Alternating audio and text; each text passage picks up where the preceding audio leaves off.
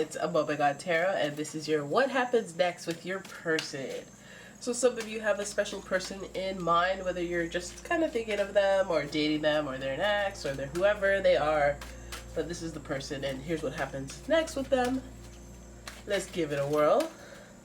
Right, we're gonna start with the Romance Angels Oracle.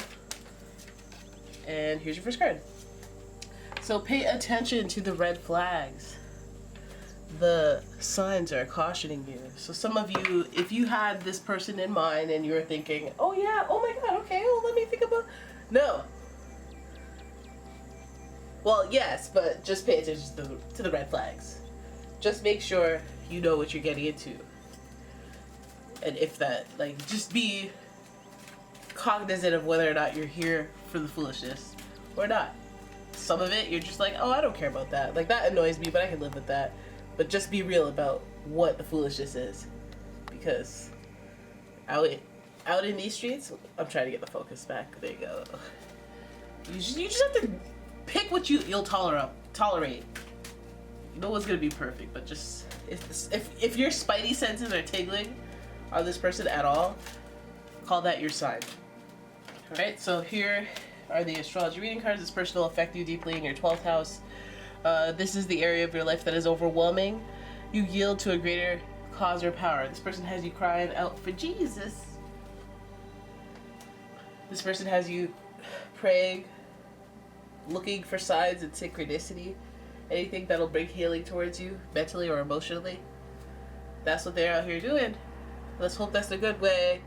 Because normally it's like, okay, well, 12th house is the house of like your own self-undoing. So like your mental health issues that cause you to be destructive or cause you to feel something that is not necessarily apparent to others on the inside.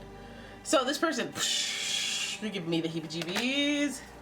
And then we have Taurus energy in the mix. Very bullheaded energy, very stubborn energy, but very loving and protective energy. So, alright, the energy around you, it shows the abundance of nature. It is rich, earthy, and productive, yet relaxed and slow. Some of you guys are dealing with a mouthpiece featuring a human body. Venus, they love what they love. They love good. Their love is good. But there are a couple of things, you know, like they can be blunt, you can be a little too emotional, too sensitive, but they're blunt, and they have a tough exterior to them, so it makes it really complicated. So let's see what happens next with this person, because we see that they have some type of they put some sort of mental strain on you. Like, they have your heart. So what they do is kind of excused by them having your heart, and you're like, you know, I'm willing to put up with that, that's fine. I am willing to put up with that.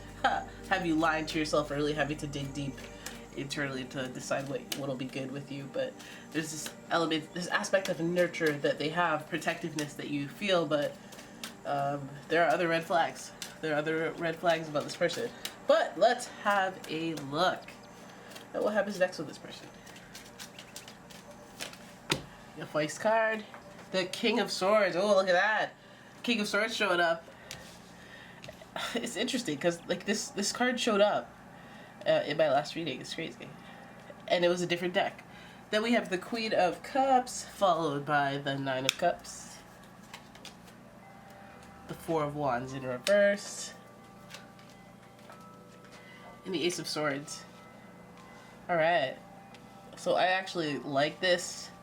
It's slightly it's anticlimactic. It's just like the motions of what happens next with your person. It feels like you guys have some bickering to get out of your system. We have some we have some dynamic issues to, like, the dynamics of your relationship the kinks need to be worked out, because the King of Swords can be somewhat harsh, cold, disconnected, and that could put a strain on your emotional well-being within the relationship. And then the Queen of Cups can be too sensitive for the King of Swords. So there has to be some sort of discussion on, okay, well, this is my level of sensitivity on these topics. I can, like, when you start getting into the blunt force trauma, then I just I shut down. And the King of Swords is like, okay, well, maybe these topics I won't talk to you about, or maybe I can add a little more sensitivity because I don't really do that when it comes to business, but I should do that with relationships and da da da da da da da.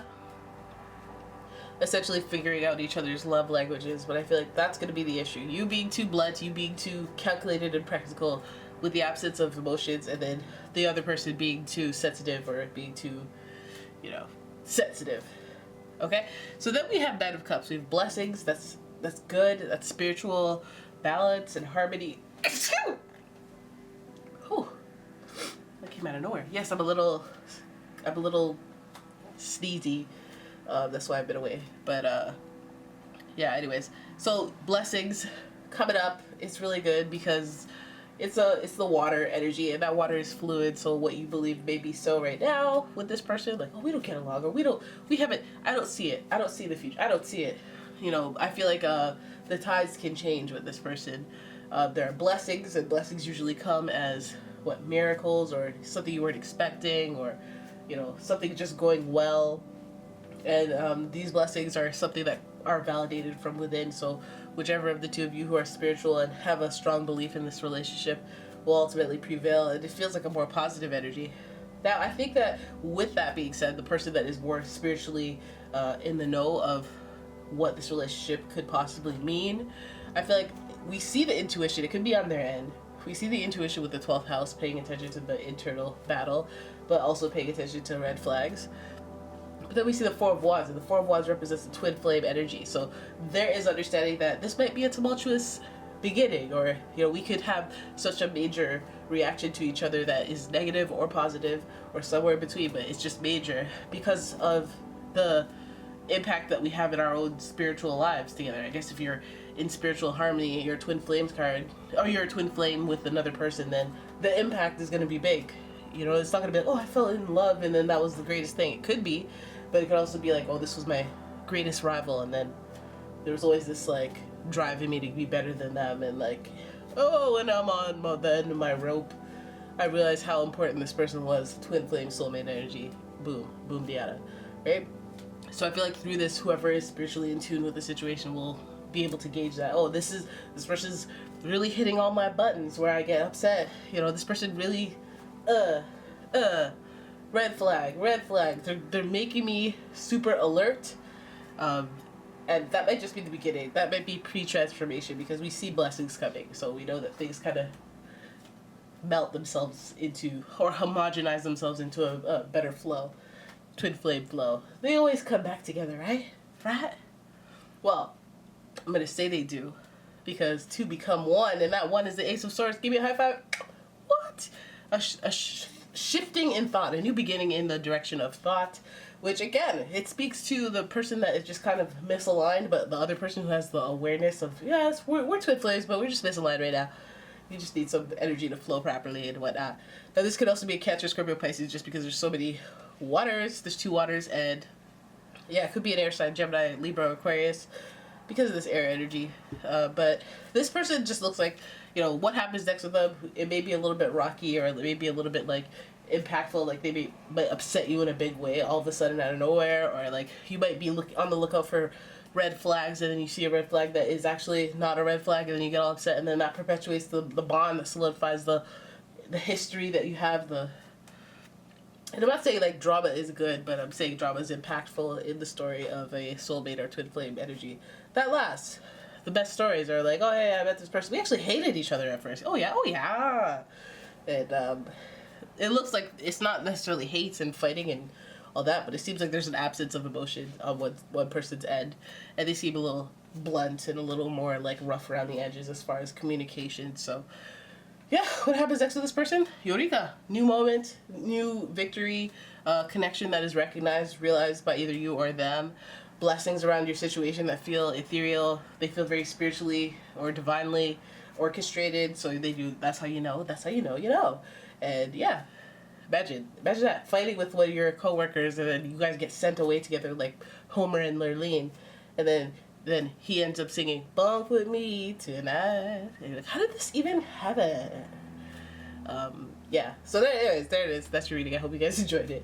If you did, please give the video a thumbs up and subscribe to the channel. Leave a comment, share the video, and if you like your own personal reading, go ahead and check out that description. there's a link to my website, umomgtarot.com, as well as a link to my Etsy shop where I sell candles and bath bombs, and you guys are really missing what's going on over there. So, have a look, and I will see you in the next one. Bye-bye.